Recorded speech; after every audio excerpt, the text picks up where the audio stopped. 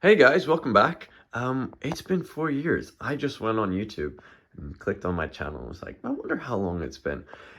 Yes, it's been 4 years, and that's absolutely crazy to me to think that. But, um, I've got something in front of me that'll hopefully be worth your while.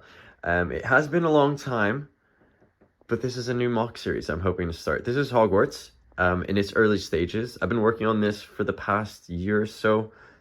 Obviously haven't been working that hard on it. But now that it's summer, I'd really like to push through and really try to finish it and take you along for the journey. Um, Now, I have no fancy gear, no fancy camera. I am literally holding my phone right now, and I just want to take you along for the journey of building Hogwarts, because this is a mock that I have tried time and time again to build. I love Hogwarts, I love Harry Potter, but I've always struggled to complete this mock, and that's probably because Hogwarts is so big and complicated. It's really hard to decide what it is that you want to capture, how much detail you want to put on the interior and the exterior. And well, I think I have an idea for this one. So this is 2.5 by 8 base plates. Um, and I'm not doing any of the back parts, so you're not going to see any of the scenes of the clock tower from the Prisoner of Azkaban. You're going to see a little bit of what will be a courtyard right here. So everything will almost be viewed as a Lego set where you can see it from the back, but from the front, it looks completely finished. That's the idea, at least. There are some buildings, for example, like the Great Hall, which doesn't have an interior, in case you're wondering, but it will have, walls on both sides, just because, if you're viewing it from this angle, I don't want you to just see straight into the building. I do want it to look like a finished castle. Well, I'll take you a little bit through what I've done so far, and then every week or so, I think I'm going to try to record a video and just show you what I've done. And the goal is that by the end of the summer, Hogwarts will finally be finished. And, well, I'll be uploading some more content so you guys can enjoy. I'll start with the Great Hall. This is what I always start with when I build a Hogwarts. And in case you're wondering, I have done about 3 or 4 different versions of Hogwarts over the years. I've never finished one. Don't jinx it. This is the Great Hall. It's built up on basically about 12 to 15 studs of rock up there. And the reason for that is because this is all removable. It's 2 sections. You can see the divide here. This lifts off, and so does that. And the goal is to have the Chamber of Secrets or some of the scenes from the Philosopher's Stone underneath the Great Hall, because there's a lot of height there, and I think it's great potential to use that space.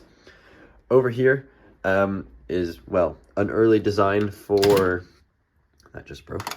An early design for the grand staircase tower. Now, normally I've used some of the techniques where you intersperse these little round bricks with just the regular 1x3 bricks, and you can illegally bend them to make a tower. I've tried that, but it's very parts intensive, and yeah, I'd need a lot of them to make a tower of this size. So I've tried this out, and I actually do quite like it. It's very simple, but at this scale, it definitely works.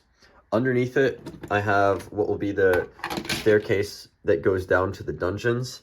Does that have a door? It does have a door. There we go. There's a door there. This is the potions classroom. General stuff I'm having to figure out. It might be Slughorn's or Snape's office. And there are the Slytherin common rooms. And then, of course, there will be the buildings on top of it. These arches are because that's where you'll be able to see through it. I'll floor this off over there, so you'll just see from the back. This is the viaduct entrance. This is a building I'm very, very proud of, except for the fact that it's missing the other half. I just think it looks really, really great. And it's not got an interior, but I'm really happy with how the facade is looking. And this side as well. Now, I did completely forget to mention, but this is entirely based off of Hogwarts Legacy. I decided to do something different rather than looking at the movies. I have a book. I have 2 books, actually, and an Xbox, because, well, yeah, Hogwarts Legacy. I've been looking at a bunch of different reference material, but the great thing with using Hogwarts Legacy as the basis is, A, the castle will look different because they took a little bit of creative liberties. They've taken a lot of creative liberties with how they approach the design, and it gives it a little bit more of a unique twist. But the best bit about using the game is that you can fly around on a broomstick, and you can get really close to the buildings, see all the nitty-gritty details, and you can see the sides that you normally wouldn't see in the films. So it's allowing me to really just get a much better understanding of how Hogwarts is laid out, and yeah, it's just amazing.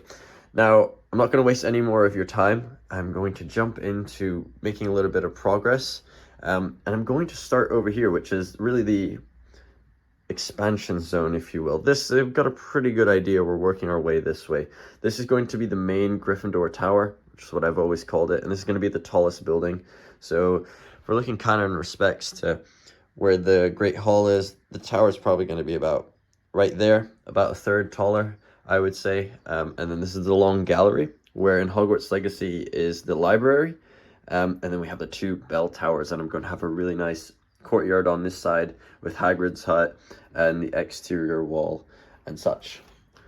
So let's jump to that. Okay, so this is the library that I've been working on so far. The vibe, if you will, that I'm trying to go with is this whole wooden aesthetic that's taken inspiration from Hogwarts Legacy, of course.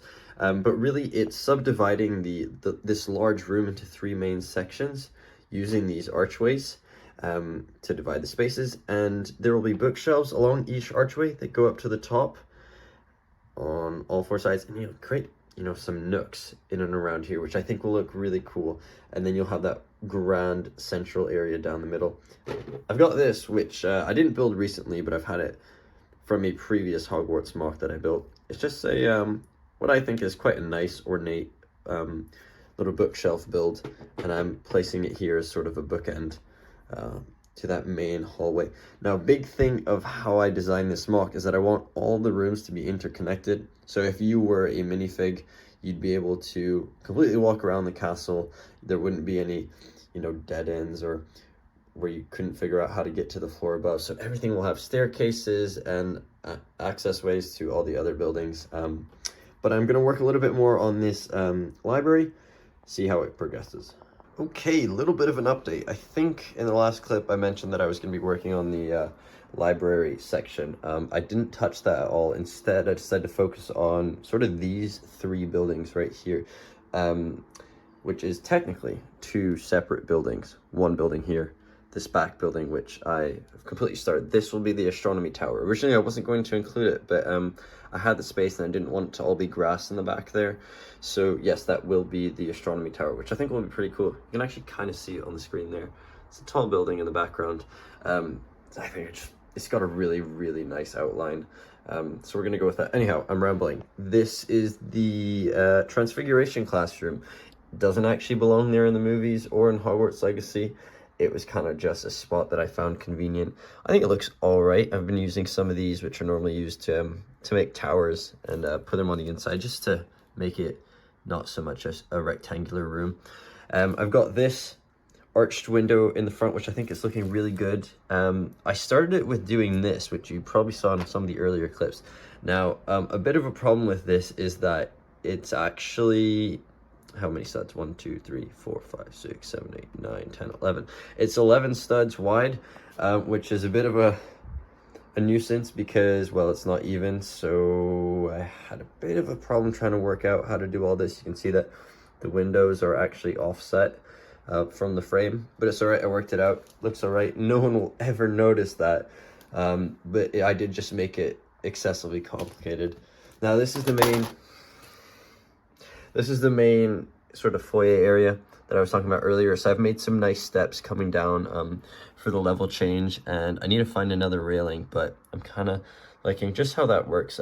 For now, it's quite simple. There's a statue in the middle with some bookcases and whatnot to fill the space. Got a little bit of an arched entrance going on there to the library. I said that was the Astronomy Tower already, but there's a passageway in between there. And so far, so good. I think it's coming together. I'm going to keep working on this bit over here, try to build up this front bit, and we'll see how that goes. Right, so as you can see here, I've got a little bit more progress done on the outer wing of the central tower. I've been focusing a lot on this corner in particular, as well as just building up the height. What I've been experimenting with is trying to figure out how to cap off the spires, because this is really the extent. This is how high this side of the building will be. And I'll just show you this picture here, which I've been using for reference. You won't really be able to see, but right there is the height of this side, and then the top of the outer wing goes here. So there's a significant jump in height between these two sections, and then of course the main tower behind it. So this side section stops about right here, whereas this central bit will be at the same height of this building. So I'm just slowly building it in so that this can now become a square to work off of. But I think it's looking really, really good. I'm reasonably happy with how the window and this feature here has turned out, giving a little bit of detail. I'm noticing some big blank walls that I've been creating, and I'm not entirely happy with that, but I think I'm gonna stick with it for the moment, because once more of Hogwarts is built up, I don't want every single surface to be packed with detail, or else it might become a little bit too busy to the eye. So we're gonna stay with this and see how it works out. Right, so here we are a few hours later, and I've done some decent progress on this outer wing of the central tower, and I think it's really turned out great. You can see what I meant about matching up the two roof lines, and I think that's starting to help Hogwarts take some shape. Now, one of the things that you might notice about the roof is I've got a mix of sand green and dark gray, and the main reasoning for that is because, of course, all the earlier 2010, early 2000s Harry Potter sets all use sand green, and all the new sets have used gray.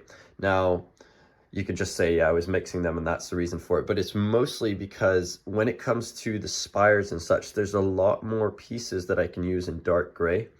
Also, when it comes to creating the larger roofs, such as what will eventually be the central tower roof, that is a huge, huge bit, and I don't think that's possible in sand green, just due to the limitation of the parts that are available. So I'm trying to intersperse the two colors, so throughout the entire mock it won't look weird when one tower is in dark gray and the other one is in sand green, because hopefully there'll be a healthy mix of that. So there we go, that's what I'm doing. Here's a better look at this this outer wing. I think it looks absolutely great. Really, really happy with how it turned out. I matched the sort of greebling or design down here at the bottom to make this band at the top, which I have taken inspiration from. You can kind of see something there, so I'm looking at that. One of the things I talked about earlier is I accidentally made this 11 studs wide, so it's an odd number, and it means that this outer wing doesn't quite line up with the building. It's not exactly halfway, it's one stud over. I'm hoping just the general fact that the building is not symmetrical to begin with, that it won't really affect things, you won't notice it too much. I placed this here as the start of the second floor, or a new floor rather.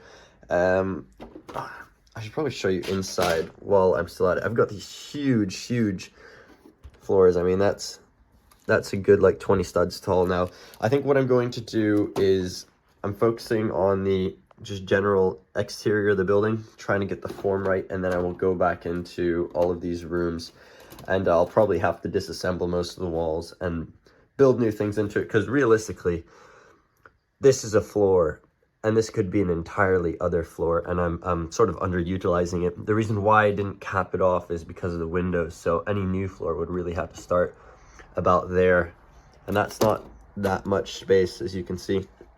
But we'll see what we get with that. For all of you that have made it to the end of the video, thank you very much for watching the first installment of a new mock series. I hope you enjoy it, and I hope you can stick around for more videos to come. But that's all for this week. Thank you so much for watching. Enjoy your day.